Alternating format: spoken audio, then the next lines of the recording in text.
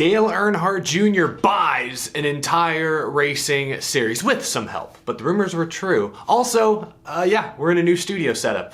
Take a look around, get to know it. It's gonna be here for a while.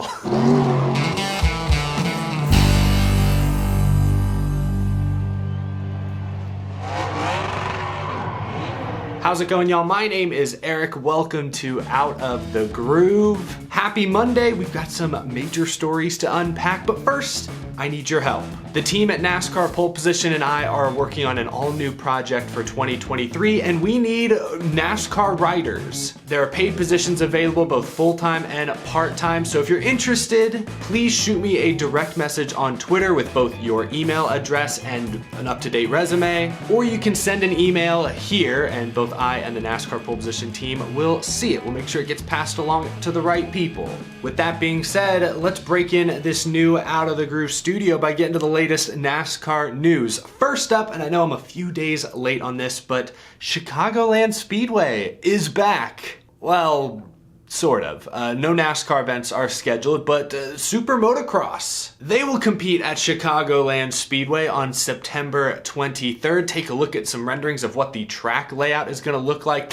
That's pretty cool. Taking full advantage of those massive front stretch grandstands. So Chicagoland Speedway, there will be some motorsports activity there this year. Still no news on NASCAR, any potential return. Of course, the Chicago Street Course is now scheduled for July 4th weekend. NASCAR hasn't raced at Chicagoland Speedway since pre-pandemic, since 2019. But I'm sure many passionate Chicagoland Speedway enjoyers, enthusiasts are happy to hear any news of major motorsports action coming to that venue. So yeah, I'm a few days late, but that's awesome for fans in the Joliet, Chicagoland area. I also want to touch on this real quick. We'll have more to discuss later in the week, I imagine, but Petty GMS put out a little teaser on Twitter this morning. Save the date, January 11th, 2023. That's this coming Wednesday. Expect some sort of announcement. Not exactly sure what it could be. I'm just hoping it's not a Jimmy Johnson NFT of some sort. Hopefully that ship has sailed away from the NASCAR industry. I imagine it has something to do with Jimmy Johnson. Why would they tease something like this a couple days in advance? Will they finally reveal Jimmy Johnson's car number? Maybe his Daytona 500 paint scheme? Maybe a sponsor? Maybe a full schedule? Richard Petty confirmed on this show that Jimmy Johnson will make 5 starts in the Cup Series this season. Maybe we'll get a full list of tracks. I don't know. I'm just speculating, but I want everyone to be aware that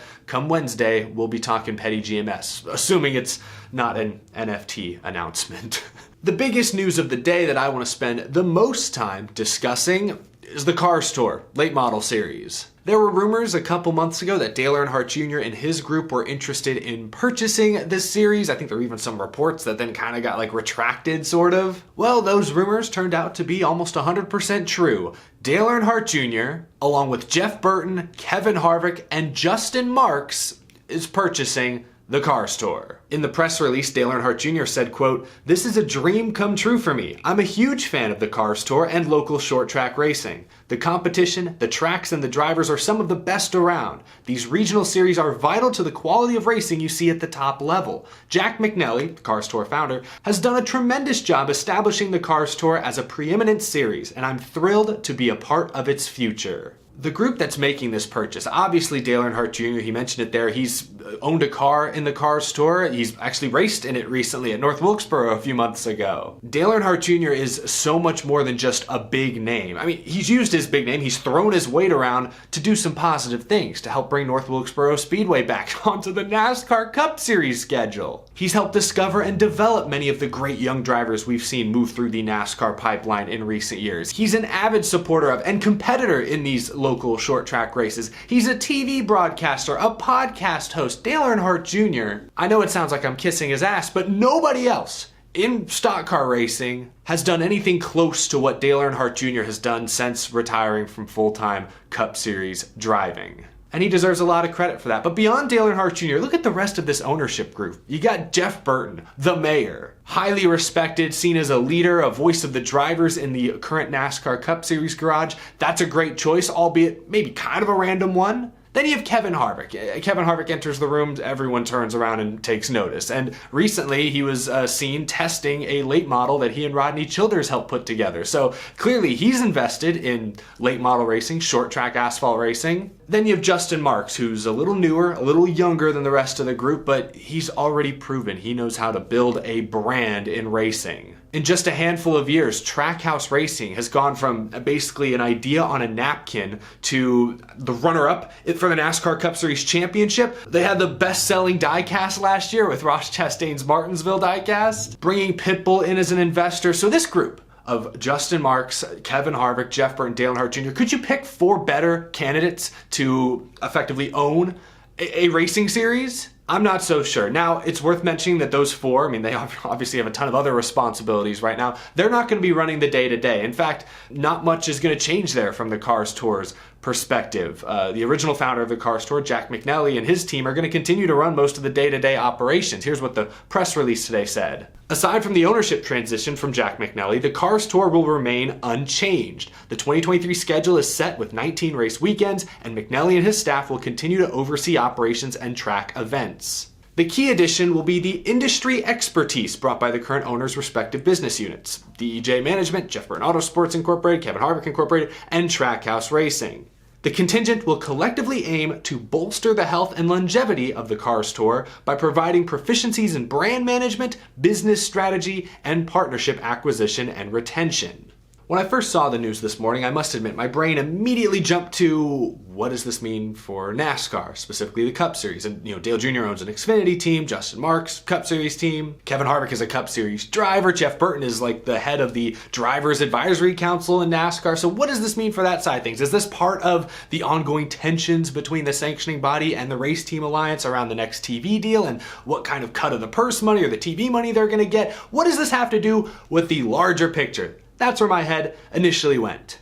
Upon reading further, I don't think this in any way, shape, or form is going to hinder these drivers and teams' relationship with the sanctioning body. I think this is a completely separate thing, so I don't think this move has anything to do with the upcoming new TV deal. I don't believe so. But I believe there could be some crossover between sponsors that Trackhouse has that may also join the Cars Tour, or vice versa. Dale Earnhardt Jr., Junior Motorsports, same thing. Kevin Harvick Incorporated represents some Cup Series drivers, helps put together sponsorship, perhaps even for drivers like Ryan Preece, who's now got an SHR ride in the Cup Series. Perhaps even from a driver development perspective, we've already seen Dale Jr. fields a car in the Cars Tour for Josh Berry, and then eventually gets Josh Berry a full-time Xfinity ride. Maybe Justin Marks and Trackhouse could be looking at it the same way. Who knows what Kevin Harvick's future looks like once he stops driving full-time. So from a sponsorship, B2B perspective, maybe driver development perspective, I could see this coming into play, or I could see there being some crossover between the Cars world and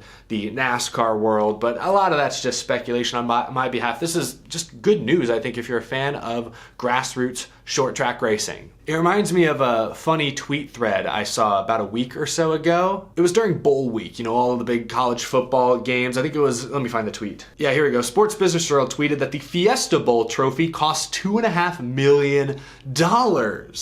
To which I saw Denny Hamlin reply, incredible. Brad Keselowski chimed in, big games have nice big trophies. Note to all track promoters, if you want to have big races, you gotta have nice/big trophies. And Denny Hamlin says, agree. Then this guy jumps in, sorry Scott, some boys with the backing telling promoters how to do their jobs, maybe they should lead by example. To which Brad Keselowski replied, and I thought this was funny, we already bought the teams, now you want us to buy tracks?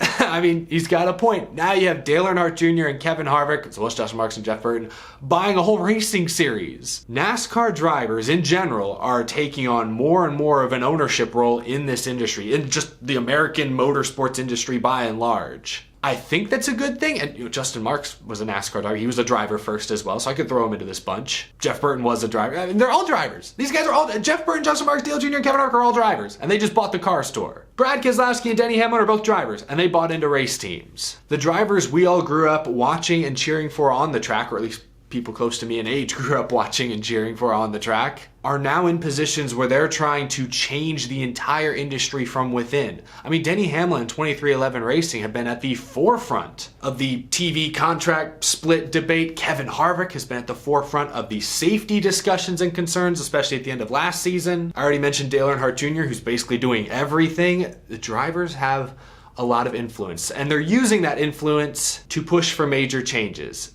Will every change be a good change? Maybe, maybe not, but as for right now, I think it's a good thing that so many drivers who've been in the sport for 10, 20, 30 years, they have power, they have influence, and they're putting it to use. I think it's good use, but maybe not everyone will agree. I think most can agree that this Cars Tour leadership change is potentially huge and could be a big positive for that series and for short track asphalt racing by and large. I'm very enthusiastic about the news that we saw here today, but let me know what you think down in the comment section below.